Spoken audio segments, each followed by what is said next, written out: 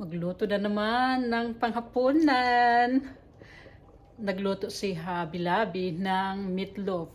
Kaya ako nagpapakulo ng potato para pang mashed potato daw. Tapos ayun. Ayun, may gulay din na mix na vegetables. Tapos gagawa ako ng ano ba yun? Gravy. Luto na naman. 4 na sticks ng butter ang ilalagay ko sa mashed potato ko. Ito. Tapos, ito yung gagamitin kong powder para sa brown gravy.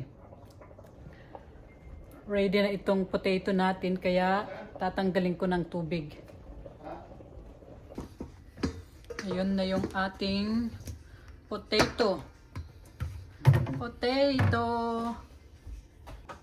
Tapos, ihalo na natin ng butter.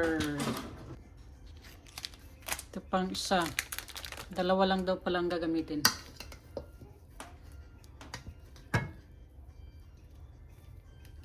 Are you sure? 2 is enough? Yes. Very sure? Yes.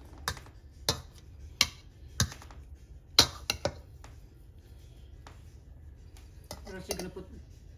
What else you gonna mix there? Sour cream. Sour. Ito yung gagawin kong gravy. Gravy, baby! Ito na siya. Unti-unti nang lumalapot. Ayan, oh.